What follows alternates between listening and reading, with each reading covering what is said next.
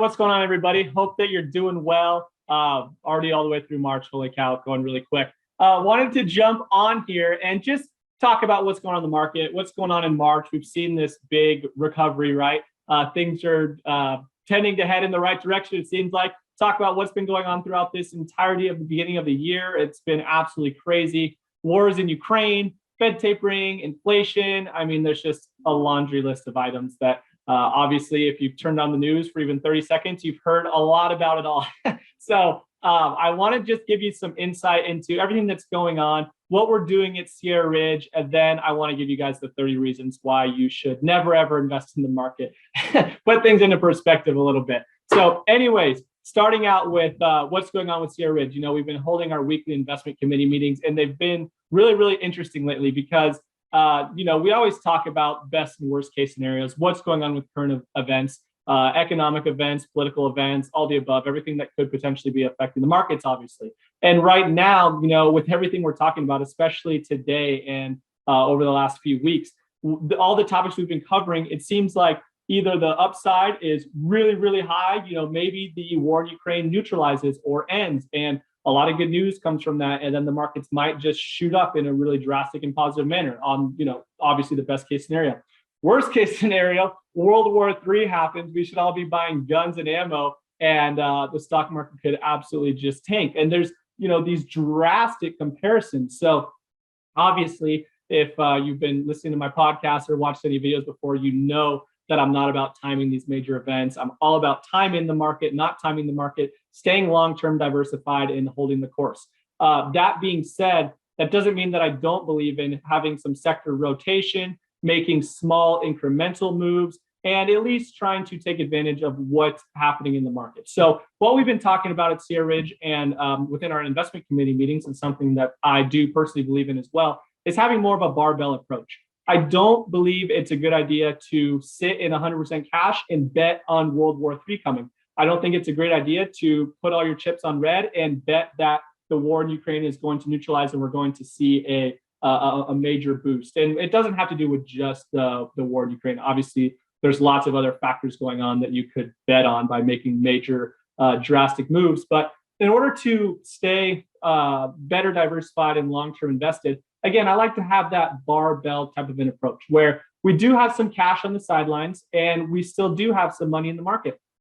Right now, we're sitting in a lot more cash than we normally do. And for myself, at least, a lot of cash is around 10 to 15%. Normally, we sit in more 2 to 3% of cash just to take advantage of some opportunistic plays and investment opportunities that may come. But 10 to 15% is a lot. Now, the reason that we do that is I still believe, and we at Sierra Ridge still believe, that there is a lot of volatility to come. Even if geopolitical tensions do subside a little bit, there are some other looming factors that we're just not really sure what could happen. There's a lot of uncertainty still left to deal with, especially what's going on with inflation and the Fed's decision to potentially raise interest rates and continue that process. So with all of those things that are coming up, I really think it's a good idea to hold just a little bit more cash than normal to hedge against some of these volatile events that could be taking place. Now, again, I do not think it's a good idea to sit in 100% cash and not participate in any market activity, because even though you may have had that feeling in your stomach, and I've talked to a lot of people that have been nervous over the last couple of months, and it's warranted. I mean, again, turn on the news for 30 seconds and see how much you want to put your money into the market. But it's just impossible to time these things. I don't ever think it's a good idea to sit in 100% cash and not take advantage of what's going on in the market, because we've seen this happen in March. I mean, over the last month, S&P's up, about 6%, I believe. So if you got worried, sold everything, and felt like it was time to run for the hills, your portfolio is really hurt. So I just don't believe in playing that game. I believe in making the small changes, small over time, that are very incremental changes to take advantage of what's going on and what we're seeing going forward. Now, another thing that I want to address is this chart that I have here, the 30 reasons why you should not invest. So again, a lot of clients, even people that I'm talking to that are not clients, I hear the conversation a whole heck of a lot right now. Hunter, this is a crazy world we're living in. I mean, you want to go buy a house, you're going to pay $50,000 over asking price. I made money on my car that I've owned for 5 years. Inflation is going out of the roof.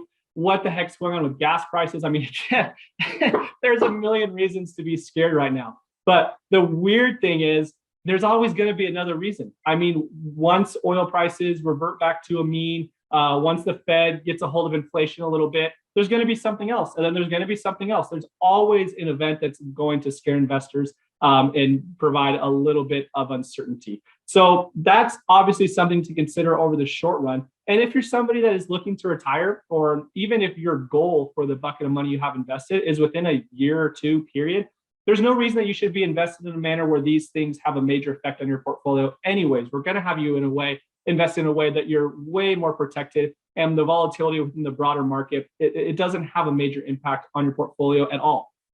So then we're talking about people who are more long-term invested. Your goal is not for 5, 7, 15, maybe 30 years you don't need this money for. So when we look over that sort of a time frame, it's amazing to look back in history and say, hey, what's happened in our world over the last 30 years and what's happened with the market? I mean, a lot of these things, it's easy to forget that they even happened. We look back at the bombing of the World Trade Center, the September 11th attacks, the Great Recession in 2008, the government shutdown in 2013, COVID, I mean, there's just so many things that have happened over the last 30 years on all these reasons of why you could have said, Hunter, it's not the right time. I'm going to wait for things to calm down. I think that the market's going to tank right now, and I don't know if we can recover from that. Look at all these things that we've constantly recovered from. There's never been anything that's happened in history that U.S. capitalism was not able to overcome. So over the long run, I am and always will be bullish on the U.S. markets. And let's look at it. So from 1992 to basically the beginning of 2022, I know these numbers are up till December 31st of 2021, but I did the math before. The S&P is up over 1,000%. The Nasdaq's up 2,600%. The Dow's up a little over 1,000% as well over that 30-year period. So I think this helps put things in perspective, because again, yes, the war in Ukraine is scary. Yes, inflation right now is scary. Yes, the Fed pumping the brakes on the economy a little bit. That's scary for the short run. But when we look at a long run perspective, we're always going to be able to overcome these things. There's never going to be a reason where I'm going to tell a client to get 100% in cash. Again, only being if you absolutely need the money soon, but we're just going to talk about different investment strategies at that point. So just wanted to put things in perspective here. I think looking at something like this helps, and remembering all the crazy things that we have been through and we have survived through, and you've continued to be rewarded for being patient and keeping a diversified approach. In my mind, that rhetoric is never going to change. So just wanted to talk about that a little bit. Again, give you some insight into what I'm thinking right now, what I'm talking to my clients about right now, and what we're doing at Sierra Ridge in order to combat a little bit of this crazy news that we have coming on. So if you want help talking about your portfolio or talking about your financial goals, you can always just shoot me a message. You can always jump over to my website as well at hunterlowry.com and sign up for a call right there. There's a link to my personal calendar. So more than happy to chat with you, and would love to help you out if it's in the cards. Anyways, great talking with you guys. Hope this helped a little bit and maybe calm some nerves that you might be feeling when you open up your Yahoo Finance app every day and it's crazy up or down. So just remember, the only people that get hurt on the roller coaster are the ones that jump off before you reach the end. All right, guys, with that, it's a great day. Have a great day, everybody. Take care. We'll talk to you later.